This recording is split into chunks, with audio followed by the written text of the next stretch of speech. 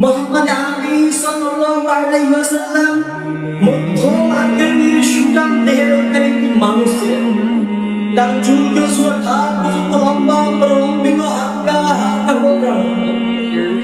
তিনি যখন বা কখনো কখনো চুলের মাঝে তৈরি আসতেন, দেখে মনে হতো যেন হৃদকম্পনে তার আভা ঢেউ পেয়েছে।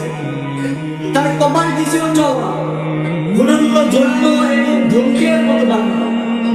তার চোখের পাতা এবং পাপড়িগুলো দেখে মনে হলো যেন ফুটন্ত গোলাপি রঙের এক একটি ফুটন্ত পাপড়ির মতো। তার চোখে যখন বা কখনো কখনো চোখে পলক ফেলতেন, দেখে মনে হতো আমরা সুরভিত বাতাসে রঙের পাপড়ি দোল খেয়েছে। তার চোখে সাদা অংশ ছিল কৃত্রিম আলোচনা আর কালো অংশ কৃষ্ণত। তার নাকটি ছিল খাড়া আর সিঁদুর মতো ছোট্ট ছোট। তার নাকের নিচে ছিল চিকন সূক্ষ্ম আর গোপের নিচে ছিল গোলাপি রঙের ঠোঁট। সেই ঠোঁট যখন বা কখনো কখনো মুচকি আসলেন, গোটা পৃথিবীর মানুষ বিস্মিত হয়ে দেখতেন যেন গোটা পৃথিবী চমকে উঠছে। তিনি যখন বা কখনো কখনো রাস্তা দিয়ে হেঁটে যেতেন, দীর্ঘ একটি মাস পর্যন্ত সাহাবীরা যাতে মুখরিত গ্রামের সুবাস পেতেন। উম্মাতুল মুমিনিন আমরা জানি না রাসূলুল্লাহ সাল্লাল্লাহু আলাইহি ওয়াসাল্লাম যখন বা কখনো কখনো খামাস শরীরকে ইসলামের নিকট প্রবেশ করতেন, তারা দেখত রাসূলের কপাল মোবারকের ভাঁজে ভাঁজে মুক্তার দানার মতো ঘাম চলে গেছে। আমরা জানি ছোট্ট শিশি খুঁজে সেই ঘাম ধরে ধরে জমা রাখতেন কোন বিশেষ কাজে ব্যবহার করার জন্য। একটি মানুষ নিপুণ নিখুঁত অনুবাদ কতই না সুন্দর করে সেই সুরাত ধারণ করা পৃথিবীর কোনো মানুষ, জিন, কোনো মাখলুক, এমনকি ফেরেশতা কেউ সম্ভব না। পক্ষান্তরে সিরাত অনুকরণীয় অনুসরণীয়।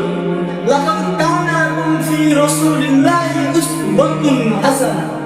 তিনি ছিলেন রহমত গোটা ধরনের জন্য। কেন তাকে প্রেরণ করা হয়েছে? আল্লাহ তাআলা নিজেই বলছে লাকাদ কানা লাকুম ফি রাসূলিল্লাহি উসওয়াতুন হাসানাহ। তিনি ছিলেন মডেল, তিনি ছিলেন আইকন, তিনি ছিলেন আইকন, তিনি ছিলেন অনুপম আদর্শ, তিনি ছিলেন উসওয়াতুন হাসানাহ। যখন তিনি প্রভাব থেকে গগনের লক্ষ্য পর্যন্ত, পাচ্ছাকে পার্লামেন্ট পর্যন্ত সকল ক্ষেত্রে তার ব্যক্তিগত জীবন, পারিবারিক জীবন, সামাজিক জীবন, অর্থনৈতিক জীবন, ইন্টারন্যাশনাল রিলিজিয়ন, রাজনৈতিক জীবন, সকল ক্ষেত্রে নিজের উত্তম আদর্শ।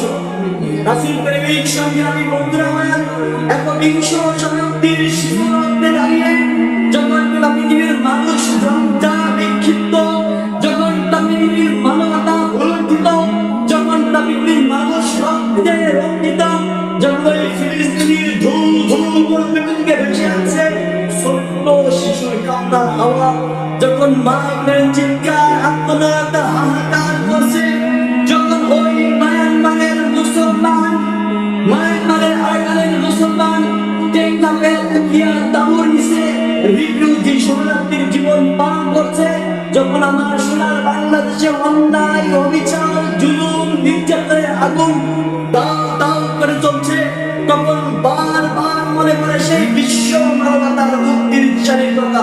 যদি পৃথিবীর কোনো ভূখণ্ডে আসতেন, দৌড়ে দৌড়ে ছুটে যেতাম তার কাছে, বলতাম মুক্তি চাই, স্বাধীনতা চাই, রক্ষা চাই রক্তের শরীর থেকে।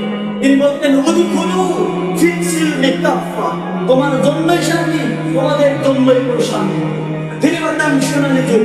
রাসূল প্রেমিক বন্ধুরা আমার, পরিশেষে জানতে চাই, আসুন আমরা পৃথিবীর মানুষ, সেই ঝঞ্ঝা বিক্ষিপ্ত পৃথিবীর মানুষ আগামী প্রজন্মের জন্য একটি সুন্দর সুশীল সুষম পৃথিবীর বিনির্মাণ করি। মনে রাখবেন, আপনি বাংলাদেশী নন, আপনি বাঙালি নন। আমার পরিচয় ইন্দ্রাণী মিনাল মুসলিমিন, আমার পরিচয় ইন্দ্রাণী মিনাল মুসলিমিন। আমি ভাষাগতভাবে বাংলাদেশী, জন্মগতভাবে বাংলাদেশী, তবে আমার পরিচয়, আমার কিতাব এক, আমার আল্লাহ এক, আমার নবী মুহাম্মদ রাসূলুল্লাহ সাল্লাল্লাহু আলাইহি ওয়াসাল্লাম এক।